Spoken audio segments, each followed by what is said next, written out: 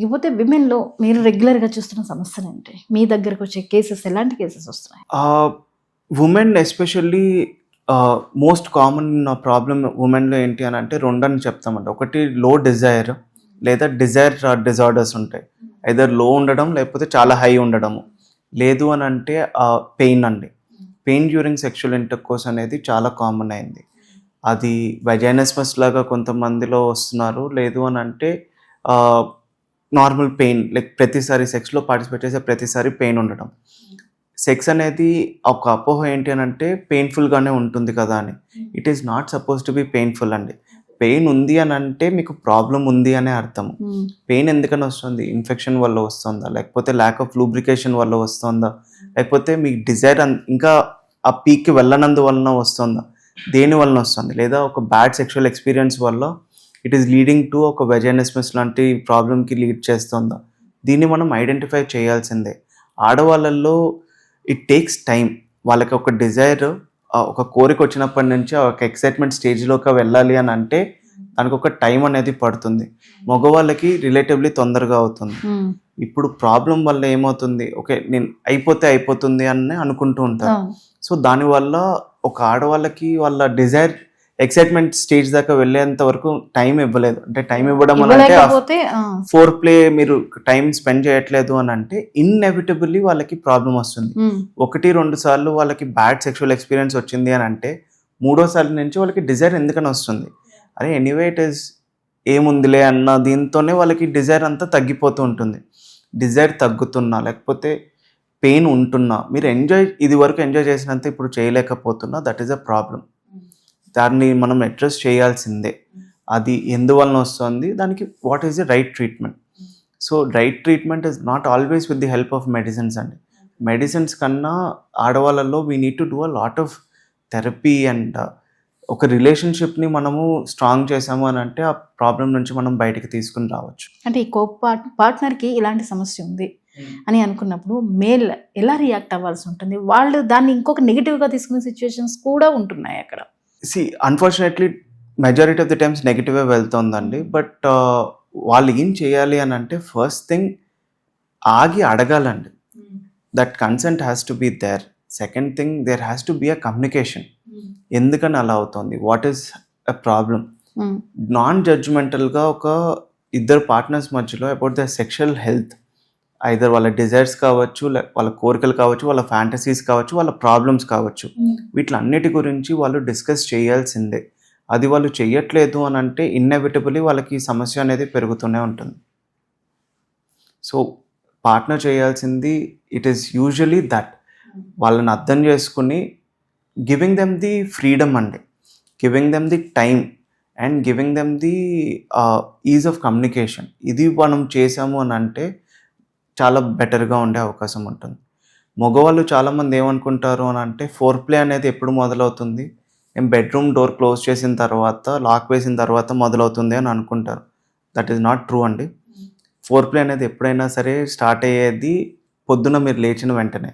మీరు ఎలాగ మాట్లాడుతున్నారు, how are you treating them, how are you talking to them, వాళ్ళ వర్క్లో మీరు ఎంత ఇన్వాల్వ్ అవుతున్నారు, వాళ్ళ ఇబ్బందుల్లో మీరు ఎంత పాల్పంచుకుంటున్నారు, ఇవన్నీ మ్యాటర్ అవుతాయి. బెడ్రూమ్లోకి వచ్చిన తర్వాత పొద్దున్నుంచి జరిగిన దాని ఎఫెక్టే మీరు బెడ్రూమ్లో చూస్తారు. Bedroom is not a separate entity. ఇది మొత్తం రిలేషన్షిప్ని ఇట్ హైలైట్స్ అన్నమాట. రిలేషన్షిప్ అంతా బాగుంది అని అంటే sexually everything is going to be good. Relationship బాగాలేదు అని అంటే ఇన్ఎవిటబుల్లీ మీ సెక్షువల్ లైఫ్లో ప్రాబ్లం ఉంటుంది, ఎస్పెషల్లీ ఆడవాళ్ళలో. సో మనం దాన్ని ఆ మిస్ మ్యాచ్ ఉంటుంది లేకపోతే ప్రాబ్లం ఉంటుంది, you have to change yourself completely. నాకు సెక్షువల్గా ఒకటే బాగుండాలి అని అంటే కుదరదు. సెక్షువల్గా బాగుండాలి అంటే రిలేషన్షిప్ ఖచ్చితంగా మంచిగా ఉండాల్సిందే. It doesn't work otherwise. Day ప్రారంభమై నుంచి పడుకునే వరకు అంతే. వాళ్ళిద్దరి మధ్య కమ్యూనికేషన్ మోర్ ఇంపార్టెంట్, చాలా ఇంపార్టెంట్. ఆ కమ్యూనికేషన్ లేనందువల్లనే ప్రాబ్లమ్స్ వస్తున్నాయి. కమ్యూనికేట్ చేసే టైం లేనందువల్లనే ప్రాబ్లమ్స్ వస్తున్నాయి. మీరు దాన్ని మీరు కాన్సన్ట్రేట్ చేశారు అని అంటే వాస్తవానికి చెప్పాలంటే మా అవసరం కూడా తగ్గిపోతుంది, which is a good thing. అంటే కోరికలు కలగాలి, మూడ్ రావాలి అంటే చూసే పోర్న్ మూవీస్, వీటి ప్రభావం ఎలా ఉంటుంది వీళ్ళ మీద సైకలాజికల్గా కానీ ఫిజికల్గా కానీ? పాన్ అనేది ఈ మధ్య చాలా ఈజీలీ యాక్సెసిబుల్ అయిపోయిందండి. మనము ఒక 10-20 ఏళ్ల కిందట చూసుకున్నాము అని అంటే ఒక అడల్ట్ మూవీ చూడాలి అని అంటే దానికి ఒక తతంగం అంతా ఉండేది. లైక్ ఇంత రెడీలీ యాక్సెసిబుల్ ఉండేది కాదు. సో చాలా రేర్గా జరిగేవి చూడడం కానివ్వండి ఏదైనా. సో అప్పుడు ఎటువంటి సమస్య ఉండేది కాదు. ఇప్పుడు రెగ్యులర్గా చూడడం వల్ల ప్రాబ్లం ఏమవుతుంది అని అంటే ఫస్ట్ థింగ్ ఈజ్ అన్రియలిస్టిక్ ఎక్స్పెక్టేషన్స్ని క్రియేట్ చేస్తుందండి. ఎందుకనంటే ఓకే ఒక మూవీ ఇంతసేపు ఉంది అని అంటే నేను ఇంతసేపు చేయాలేమో, వాళ్ళ అంత పెద్దగా ఉంది అని అంటే ఇలా ఉండాలేమో, బాడీ డిస్మార్ఫియా, ఐఎమ్ నాట్ ఇంత ఫిట్గా లేను, నేను ఇంత మగవాళ్ళలో నా పినల్ లెంత్ ఇంత పెద్దగా లేదు అనే ఒక అన్రియలిస్టిక్ ఎక్స్పెక్టేషన్స్. ఇంతసేపు చేయాలేమో, అలాగ చేయాలేమో, ఇలాగ చేయాలేమో. But that is a movie అండి, దట్ ఈస్ నాట్ రియల్. మనము అన్రియలిస్టిక్ దాన్ని రియాలిటీ ఆఫ్ ది లైఫ్తో మనం కంపేర్ చేయకూడదు. సో అగైన్ పాన్లో ఇంకోటి ఏంటి అని అంటే రిపీటెడ్ డోపమైన్ హిట్స్ అనేది జరుగుతూ ఉంటుంది. ఎందుకంటే there are so many changes, there are stimulation అనేది చాలా ఫ్రీక్వెంట్గా వస్తూ ఉంటుంది. సో ఒక పాన్ చూసే వాళ్ళకి స్టిమ్యులేషన్ చాలా హైగా ఉంటుంది. రియల్ లైఫ్ సెక్షువల్ ఎక్స్పీరియన్స్లో స్టిమ్యులేషన్ అనేది గ్రాడ్యువల్గా ఉంటుంది. So that is the main difference. So దాన్ని మనం దీంతో కంపేర్ చేసుకుంటే ఇబ్బంది పడుతూ ఉంటాం. అండ్ రియల్ లైఫ్ కూడా అలా ఉండాలి అని అంటే దట్ ఈస్ నాట్ పాసిబుల్. వాళ్ళకి కూడా పాసిబుల్ కాదండి. They take a lot of medications కానివ్వండి, వేరేవన్నీ తీసుకుంటేనే వాళ్ళు కూడా అలా పర్ఫామ్ చేయడానికి ఉంటూ ఉంటుంది. అండ్ అది అగైన్ ఇట్స్ ఎ మూవీ. నేను మూవీ లాగా ఉండాలి అని అంటే నా లైఫ్ అది ఉండదు. సో దానివల్ల చాలా ప్రాబ్లమ్స్ అనేది క్రియేట్ అవుతూ ఉంటాయి. ఆడవాళ్ళల్లో కూడా ప్రాబ్లమ్స్ క్రియేట్ అవుతున్నాయి, మగవాళ్ళల్లో కూడా ప్రాబ్లమ్స్ క్రియేట్ అవుతున్నాయి because of that adult content అనమాట.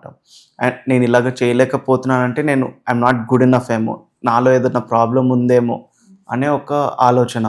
Body dysmorphia, I'm not good enough, I'm not beautiful enough, or I'm not fit enough, అలాగా ఆలోచనలు పెట్టుకోవడము. అగైన్ ఇవన్నిటి ఇంపాక్ట్ ఎక్కడ కనిపిస్తుంది? మీ రిలేషన్షిప్ మీద కనిపిస్తుంది. Majority of the cases young అడల్ట్స్లో ఈ మధ్య రావడానికి కారణము ఇస్ పాన్.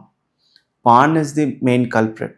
మా దగ్గరికి చాలామంది వచ్చి అడుగుతారు, సార్ నేను మాస్టర్బేట్ చేస్తాను, మాస్టర్బేషన్ వల్ల నాకు ప్రాబ్లం వస్తుంది. మాస్టర్బేషన్ వల్ల వచ్చే ప్రాబ్లంకి ఒక 10 రెట్లు ఎక్కువ మీరు చూసే కంటెంట్ వల్ల వస్తుంది. Content is the main culprit. మీరు అంత ఫ్రీక్వెంట్ సెక్షువల్ స్టిమ్యులేషన్ని మీరు ఎక్స్పీరియన్స్ చేస్తున్నారు అని అంటే you expect the same thing even in your real life, and that is not realistic. అది జరగని పని. అది జరగనప్పుడు మీరు ఇబ్బంది ఫేస్ చేస్తారు, ఖచ్చితంగా ఫేస్ చేస్తారు. So that is the main problem. So pan అలాగా ఇబ్బందిని క్రియేట్ చేస్తుంది. మనం ఈ పాన్ ఎంత కన్జంప్షన్ అవుతుంది అని అంటే it has become a new age addiction also అండి. బిహేవియర్ అడిక్షన్స్ అని అంటాము.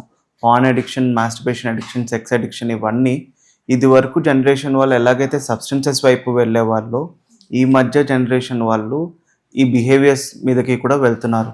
చాలామంది కేసెస్లో మా దగ్గరికి వచ్చే వాళ్ళల్లో ఈ పాన్ అడిక్షన్ అనేది it has become a major problem. వాళ్ళు ఎంత ఇబ్బంది అవుతుంది అని అంటే వాళ్ళ రియల్ లైఫ్ పార్ట్నర్ పక్కన ఉన్నా కూడా they prefer watching an adult content. ఎందుకనంటే వాళ్ళకి ఆ స్టిమ్యులేషన్ బెటర్గా ఉంటుంది అని అనిపిస్తుంది. వాళ్ళ partner even if they are ready to participate in sexual life, వాళ్ళు they prefer watching this. That is becoming a problem.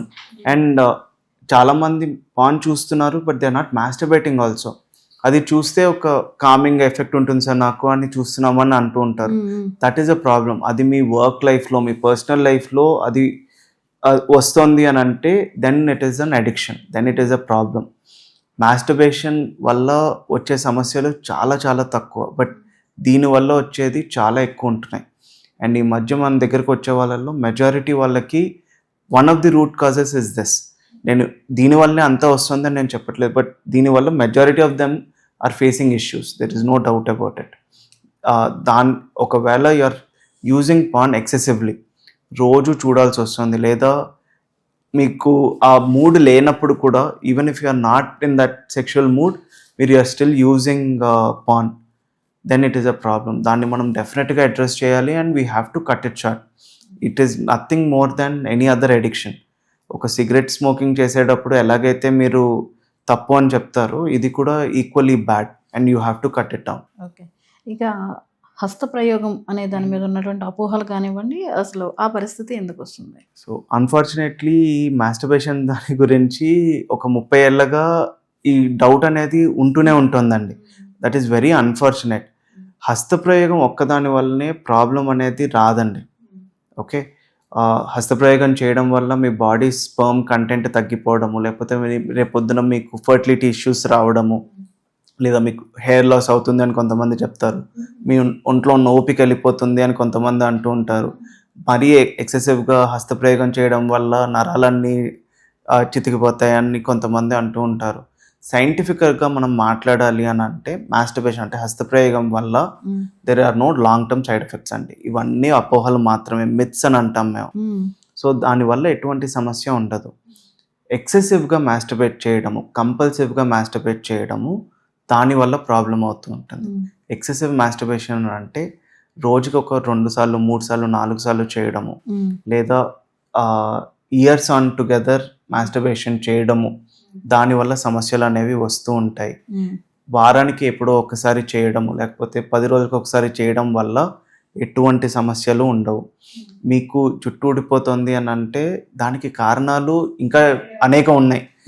హస్తప్రయోగము ఆ లిస్ట్లో ఉండొచ్చేమో, కానీ అది బాటమ్ ఆఫ్ ది లిస్ట్లో ఉంటుంది. దాన్ని మనం పైన పెట్టి చూడాల్సిన అవసరం లేదు. మాస్టర్బేషన్ అనేది it is absolutely safe thing అండి. ఒక తెలియని వాళ్ళ దగ్గరికి సెక్షువల్ ఫేవర్స్ కోసం వెళ్ళేదానికన్నా, ఎస్టీడీలు కట్రా తెచ్చుకునే దానికన్నా మాస్టర్బేట్ చేయడం అనేది ఈజ్ మచ్ మోర్ సేఫ్. దీనికి ఎటువంటి సమస్య ఉండదు. కానీ మాస్టర్బేషన్ ఎప్పుడు ప్రాబ్లం అవుతుంది అని అంటే you are over doing it. మా దగ్గరికి కొంతమంది వస్తారు, వర్క్లో కూడా ప్రెషర్ ఏమన్నా ఉంది, ఒక ఇంపార్టెంట్ మీటింగ్ ఉంది, ఆ ప్రెషర్ తగ్గించుకోవాలి అని అంటే నేను కొంచెం పాన్ చూసి మాస్టర్బేట్ చేసుకుని వెళ్తాను సార్. వైఫ్తో పార్టిసిపేట్ చేయాలని అంటే నేను ఫస్ట్ మాస్టర్బేట్ చేసుకుంటా, తర్వాత పార్టిసిపేట్ చేస్తా అని కొంతమంది చెప్తూ ఉంటారు. That is the problem. మీకు ఈ మాస్టర్బేషన్ మీ పర్సనల్ లైఫ్లో, ప్రొఫెషనల్ లైఫ్లో it is coming in to it, అప్పుడు ప్రాబ్లం అవుతుంది. లేదు, ఎప్పుడో ఒకసారి మీరు మాస్టర్బేట్ చేసుకుంటున్నారు, ఇట్ ఈస్ అబ్సల్యూట్లీ సేఫ్. దానివల్ల ప్రాబ్లమే రాదు. దాని గురించి టెన్షన్ పడాల్సిన అవసరం కూడా లేదు. ఎలాగ మీకు రెగ్యులర్గా వస్తుంది? అయ్యో, అన్ఫార్చునేట్లీ ఈ అపోహలతోనే చాలామంది వస్తూ ఉంటారండి. నేను మందులు పెట్టే సంఖ్య చాలా తక్కువ. ఈ అపోహల నుంచి వాళ్ళకి కౌన్సిల్ చేసి వాళ్ళకి అర్థమయ్యేటట్టు చెప్పడానికే majority of the time goes అండి. మెజారిటీ ఆఫ్ దెమ్ ఈ అపోహలే, ఈ అపనమ్మకాల వల్ల అమ్మ నాకేమో ఉంది, సరే నేను అప్పుడెప్పుడో చిన్నప్పుడు మాస్టర్బేట్ చేస్తే దానివల్ల నాకు ఇప్పుడు ప్రాబ్లం వస్తుంది, అప్పుడెప్పుడో మాస్టర్బేట్ చేస్తే ఇప్పుడు సమస్య ఎక్కడి నుంచి వస్తుంది, అది వేరు ఇది వేరు. అసలు మాస్టర్బేషన్ వల్ల సమస్య ఉండదు. మాస్టర్బేషన్లో కూడా మెజారిటీ హస్తప్రయోగం చేస్తారు. కొంతమంది ప్రోన్గా కూడా పడుకొని మాస్టర్బేషన్ చేస్తూ ఉంటారు. ఆ ప్రోన్ మాస్టర్బేషన్ వల్ల సమస్య ఉండే అవకాశం ఉంటుంది. ఈ నరాలు వీక్ అవ్వడం ఇదంతా అయ్యే అవకాశం దానివల్ల ఉంటుంది. హస్తప్రయోగం ఒకటే చేయడం వల్ల యాజ్ లాంగ్ యాజ్ మీరు ఎప్పుడన్నా ఒకసారి చేస్తే ప్రాబ్లమే ఉండదు. మరీ ఫ్రీక్వెంట్గా చేస్తే yes it is a problem, and దాన్ని అప్పుడు మనము ఖచ్చితంగా we have to address it. So లేదు అని అంటే సైంటిఫికల్లీ ఎక్కడ ప్రూవెన్ ఇది లేదండి. Masturbation is leading to long term health effects. ఎలాంటి హెల్త్ ఎఫెక్ట్ కూడా ఇవ్వదన్నమాట. ఫస్ట్ టైం సెక్సువల్ పర్ఫార్మెన్స్ అనేది మొదలైనప్పుడు వాళ్ళకు కొన్ని టెన్షన్స్ ఉంటాయి, డౌట్స్ ఉంటాయి, చాలా ఉంటాయి. ఈ ఫస్ట్ టైం పర్ఫార్మెన్స్లో కనుక ఒక బ్యాడ్ ఎక్స్పీరియన్స్ జరిగితే వాళ్ళకి ఇంకా లైఫ్లో నాకు ఏదో ప్రాబ్లం ఉంది అని అనుకోవడం ఎంతవరకు కరెక్ట్? ఎస్పెషల్లీ మేల్స్ చాలామంది అలానే అనుకుంటారండి. కానీ for any sexual problem, especially bad experience అంటే శీఘ్రస్ఖలనం అయింది అని అనుకోండి. శీఘ్రస్ఖలనానికి మీకు మెయిన్ ట్రీట్మెంట్ ఎక్కడ అంటే ఫ్రీక్వెంట్ సెక్షువల్ ఇంటర్కోర్స్ అని చెప్తాము. ఫస్ట్ టైం బ్యాడ్గా జరిగిందంటే తర్వాత కూడా అలానే జరుగుతుంది అనేది వాస్తవం కానే కాదు. మీరు దాని గురించి ఎక్కువ ఆలోచన చేయకుండా, దానివల్ల మీరు ప్రెషర్ తీసుకోకుండా, మీరు you are doing all the other things కరెక్ట్గా, అంటే మీ కమ్యూనికేషన్ విత్ యువర్ పార్ట్నర్ సరిగ్గా ఉంది, you are using good amount of time ఫోర్ ప్లేలో, ఇవన్నీ మీరు చేస్తున్నారు అని అంటే నెక్స్ట్ టైం నుంచి ఆటోమేటిక్గా మంచిగానే అయిపోతుందండి.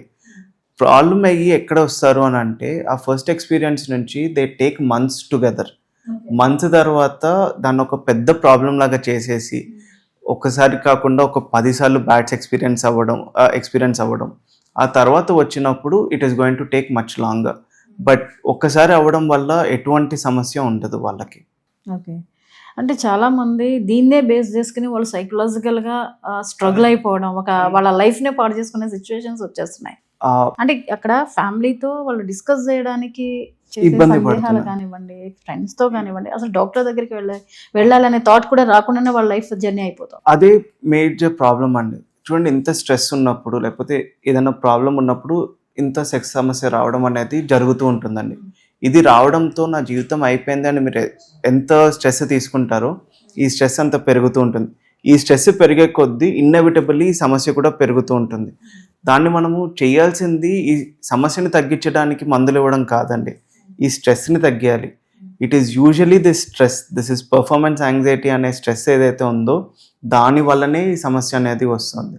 మీరు ఎన్ని రోజులైతే అది మీ మనసులోనే పెట్టుకుంటారో, ఎన్ని రోజులైతే మీరు మీ పార్ట్నర్తో డిస్కస్ చేయకుండా లేకపోతే ఒక ప్రొఫెషనల్తో డిస్కస్ చేయకుండా ఉంటారో ఈ సమస్యని మీరు ఆ అగ్ని మీద మీరు ఇది పోస్తూనే ఉన్నారనమాట.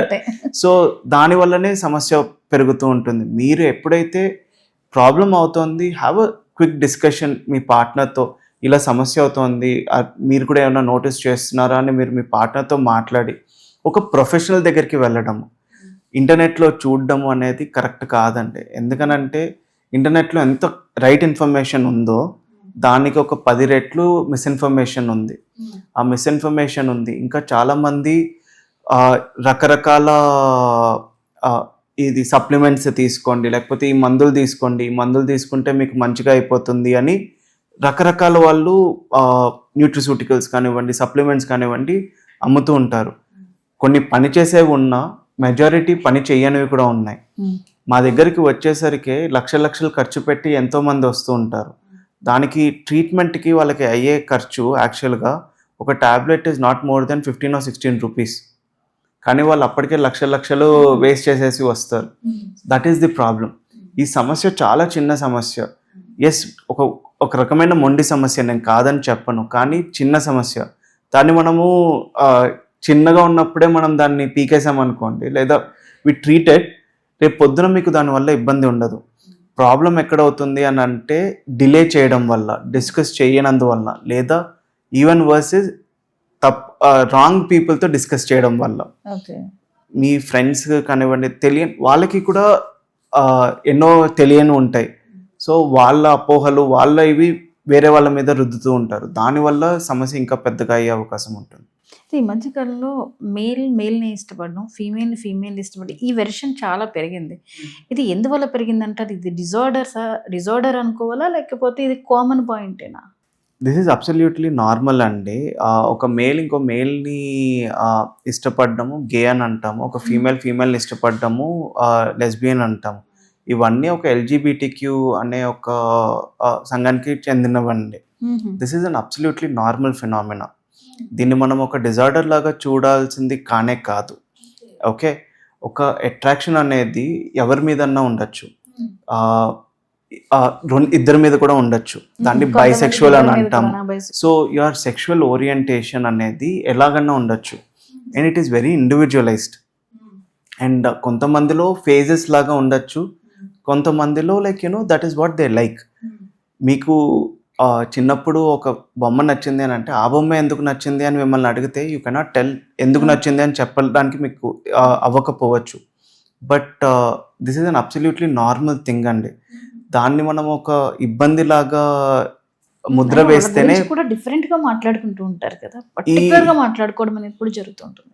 ఇది ఎప్పటి నుంచో ఉన్నదే అండి. ఇది కొత్తగా వచ్చిన ఫినామినన్ అయితే కాదు. ఫ్రమ్ ది పురాణాల నుంచి కూడా ఉన్నట్టే మనము చెప్పచ్చు. కానీ అది ఈ మధ్య ప్రాబ్లం అవుతుంది. దానివల్ల స్టిగ్మా చాలా పెరిగిపోతుంది. అలాంటి వాళ్ళని ఒక రకంగా చూడడం జరగడం జరుగుతుంది. వాళ్ళకి ఉండే సైకలాజికల్ బ్యాగేజ్ ఇంకా పెద్దగా ఉంటుంది. It is not a problem and it is not always a problem. It is a normal phenomena and they are equally as normal as you are me. That is what I tell. As a psychiatrist మా దగ్గరికి ఎవరైనా చెప్పినా వీళ్ళని మార్చగలుగుతారంటే మార్చడానికి there is no medicine అండి, there is no treatment, and మార్చం కూడా. No one wants to change. It is their behaviour, it is their personality, it is who they are. మనం ఎవరు అనే దాన్ని నేను మార్చుకుంటూ పోయాను అని అంటే where is the end? There is no end. And మార్చకూడదు. ఇది వరకు కాలంలో మార్చడం అనేది జరిగేది. ఫ్యామిలీ వాళ్ళని యాక్సెప్ట్ చేయని పరిస్థితులు. That is because of the lack of education అండి. Once you educate the family, once you educate the person as well as the family, acceptance అనేది ఉంటుంది. ఇది ఆల్ ఓవర్ ది వరల్డ్ ఉండేదే. యుఎస్ లాంటి దేశాల్లో కూడా కొన్ని సంవత్సరాల ముందు వీళ్ళని యాక్సెప్ట్ చేసేవాళ్ళు కాదు. బ్రిటన్, యూకేలో like it was a punishable offence, అంటే జైల్లో పెట్టే అఫెన్స్ ఇది హోమోసెక్షువాలిటీ అనేది. బట్ ఇప్పుడు it is widely accepted. There are so many athletes కానివ్వండి, లేకపోతే వేరే దేశాల్లో కొంతమంది they are even working in the parliament and other things also who are of homosexual this thing. But ఆ యాక్సెప్టెన్స్ అనేది రావడానికి చాలా ఎడ్యుకేషన్ అనేది జరిగిందండి.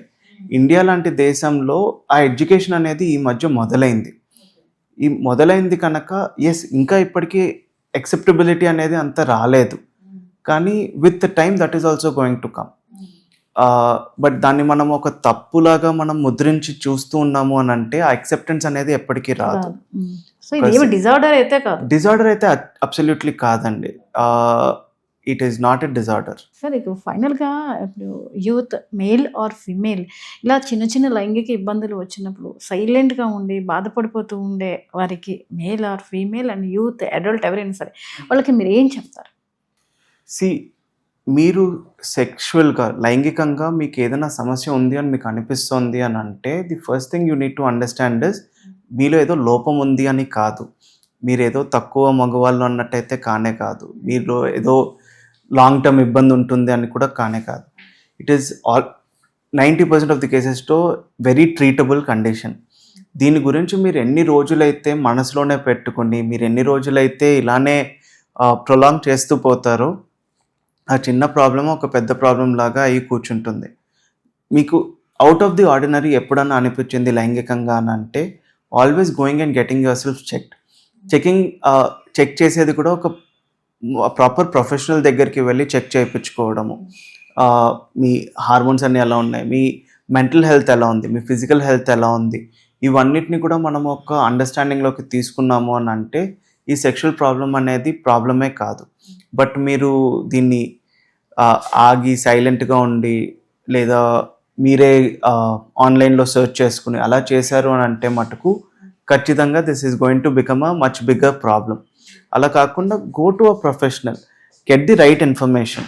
మొదట్లోనే రైట్ ఇన్ఫర్మేషన్ మీరు తీసుకున్నారు అని అంటే రేపు పొద్దున మీరు దీనికి వల్ల సఫర్ అయ్యే టైంని మీరు తగ్గించుకుంటారు.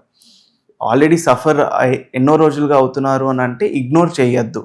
ఏం వెళ్తాము, వాళ్ళు ఏమన్నా అంటారా? No sexual health practitioner is here to judge అండి. మేము చూసేవి కొన్ని చెప్పలేనివి కూడా మేము చూస్తూ ఉంటాం. సో జడ్జ్ చేసే టైము ఎవరికి లేదు, అవసరం కూడా ఎవరికి లేదు. But you have to go and see a professional. ఒక్కసారి ప్రొఫెషనల్ చూసారు అని అంటే మీ సమస్య నుంచి మీరు ఈజీగా బయటికి రాగలుగుతారు. ఓకే సార్, ఇంకొక విషయం మర్చిపోయాను. సప్లిమెంట్స్ ఇలాంటి ఇబ్బందులు ఉన్నప్పుడు వాళ్ళంతా వాళ్ళుగా ఓన్గా సమ్ యాడ్స్ అనుకోండి, ఇంకొకటి అనుకోండి, సప్లిమెంట్స్ మేము తీసేసుకోవడం లేదా మూలికల వైపు వెళ్ళడం, మూలికలు వేసేసుకోవడం, ఇది ఎంతవరకు కరెక్ట్ అంటారు? As a sexual health professional నేను చాలామందిని చూసే వాళ్ళల్లో వాళ్ళు ఎంతోమంది రకరకాల సప్లిమెంట్స్, రకరకాల ఔషధాలు ఇవన్నీ వాడి ఇబ్బంది పడి మా దగ్గరికి వచ్చిన వాళ్ళు కూడా చాలామంది ఉన్నారు. నేను ఈ ఔషధాలు, ఈ సప్లిమెంట్స్ అన్నీ తప్పు అని నేను చెప్పట్లేదు. అందులో కొన్ని రైట్ ఉన్నాయి, కొన్ని రాంగ్ ఉన్నాయి. మీరు ఒక ఎనీ ప్రొఫెషనల్, ఒక ఫర్ ఎగ్జాంపుల్ ఒక ఆయుర్వేదిక్ మెడిసిన్ మీరు తీసుకుందాం అనుకుంటున్నారు, ఒక ఎక్స్పర్ట్ దగ్గరికి వెళ్ళండి. ఒక BAMS చేసి MD చేసిన ఒక ఆయుర్వేదిక్ డాక్టర్ దగ్గరికి వెళ్తే వాళ్ళు కరెక్ట్ మెడిసిన్ మీకు ఇచ్చే అవకాశం ఉంటుంది. అది తీసుకోవద్దు అని నేను ఖండించి చెప్పట్లేదు. But go to an experts కాని వాళ్ళ దగ్గరికి వెళ్ళొద్దు. ఈ మధ్య మనం చూస్తున్నాం ఎంతమంది యాక్చువల్ డాక్టర్స్ ఉన్నారు, ఫేక్ డాక్టర్స్ కూడా ఉన్నారు, ఎస్పెషల్లీ ఆన్లైన్. సో ఆన్లైన్లో చూసినవన్నీ మీరు నిజమే అని నమ్మద్దు. వాళ్ళు నిజంగా ఏంటి, వాళ్ళు ఎక్కడ ఏం చేశారు, వాళ్ళ క్వాలిఫికేషన్ ఏంటి. మీ బాడీలో మీరు ఏదన్నా ఒక సప్లిమెంట్ తీసుకుంటున్నారు అని అంటే అది ఎలాగ మ్యానుఫ్యాక్చర్ అవుతుంది, అది కరెక్ట్గా మ్యానుఫ్యాక్చరింగ్ అవుతుందా లేదా, ఇచ్చే వాళ్ళు కరెక్ట్ డాక్టరా కాదా, ఇది మీరు చూడకుండా అయితే తీసుకోవద్దు. ఇవన్నీ కరెక్ట్గా ఉన్నాయి అని అంటే మీరు ట్రై చేయొచ్చు. బట్ నన్ను అడిగితే it is always better to reduce as many supplements as you are taking. అన్ని సప్లిమెంట్స్ అవసరం కూడా ఉండకపోవచ్చు. సింపుల్ ట్రిక్స్ వల్ల కూడా, మీ న్యాచురల్ ఫుడ్స్ వల్ల కూడా మనము ఇంప్రూవ్ చేసుకునే అవకాశం ఉంటుంది మొదట్లో వస్తే. తర్వాత ఓన్లీ సప్లిమెంట్స్ ద్వారానే అయ్యే దానికన్నా వేరే రకమైన మందులు కూడా ఉన్నాయి కనుక that is also better thing. అంటే వీళ్ళు జరగాల్సిన నష్టం అంతా జరిగిపోయిన తర్వాత పరుగులు తీయడం వల్ల పెద్ద ప్రయోజనం ఉండదు. చేతులు కాలిన తర్వాత ఆకులు పట్టుకున్నట్టు చాలామంది వస్తూ ఉంటారు, లక్షలు లక్షలు ఖర్చు పెట్టి వేరే చోట్లలో. సార్ సంవత్సరం వాడాను, 2 సంవత్సరాలు వాడాను, ఎటువంటి ఇంప్రూవ్మెంట్ లేదు అని అంటూ ఉంటారు. ఇంప్రూవ్మెంట్ ఎందుకని లేదు, అందులో మందు ఉంది అని అంటే, ఎఫెక్ట్ ఉంది అని అంటే సైడ్ ఎఫెక్ట్ ఉండదు. బట్ ఎఫెక్టే లేనప్పుడు సైడ్ ఎఫెక్ట్ ఎక్కడి నుంచి వస్తుంది? అలాంటివి మీరు months on years on together మీరు తీసుకున్నారు అని అంటే ఇబ్బంది ఆల్రెడీ పెరిగిపోయింది. ఉన్న చిన్న ఇబ్బంది కాస్త పెద్దదైంది. సో అప్పుడు దాన్ని ఇబ్బందిని తగ్గించడానికి we have to use stronger methods అనమాట. అంటే stronger methods in the sense మెడిసిన్స్లో సైడ్ ఎఫెక్ట్స్ ఉంటాయి, కానీ యాజ్ ఎ డాక్టర్ మీరు నేర్చుకునేది ఏంటి from our second year of MBBS? ఈ సైడ్ ఎఫెక్ట్స్ కన్నా మనం ఎఫెక్ట్ గురించి ఎంత ఆలోచించాలి. సో రిస్క్ రివార్డ్ రేషియో చూసే టాబ్లెట్స్ అనేవి ఇస్తాము. సో ఆ సైడ్ ఎఫెక్ట్స్ వల్ల భయపడాల్సిన అవసరం లేనే లేదు. అండ్ ఈ సైడ్ ఎఫెక్ట్స్ లేని వాటికి వెళ్ళి ఎఫెక్ట్ కూడా మీకు ఉండకుండా ఉన్న ఇబ్బందిని ఇంకా పెద్దది చేసుకునే దానికన్నా going to the right expert is always recommended. Thank you so much అండి, Thank you చాలా so మంచి much. విషయాలు తెలియజేశారు. Thank you so much అపోహల్ని for అలాగే having me here. సందేహాల్ని. అయ్యో థ్యాంక్ యూ సో మచ్ అండి. నమస్తే. నమస్తే అండి, థ్యాంక్ యూ. చూసారు కదండి, ఎలాంటి లైంగిక సంబంధమైన సమస్యలు ఉన్నా ఫస్ట్ ఓపెన్గా మాట్లాడడం అనేది వెరీ ఇంపార్టెంట్. అది లైఫ్ పార్ట్నర్తో కావచ్చు, లేకపోతే వెళ్ళి డాక్టర్ దగ్గరికి డైరెక్ట్గా వెళ్తే సమస్యని మీరు కరెక్ట్గా చెప్పగలిగితే, దాన్ని కన్వే చేయగలిగితే చాలా తక్కువ టైంలో చాలా ఈజీగా ప్రాబ్లమ్స్ని సాల్వ్ చేసుకోవచ్చు. సందేహాలకు పోయి, అపోహలకు పోయి లైఫ్నంతా వృధా చేసుకోకుండా రైట్ టైంలో రైట్ డాక్టర్స్ దగ్గరికి వెళ్ళండి, నిపుణుల దగ్గరికి వెళ్తే చాలా ఈజీగా మీ సమస్యను పరిష్కరిస్తారు. ఇది ఇవాల్టి ప్రత్యేక కార్యక్రమం. Keep watching 99 TV health. నమస్తే.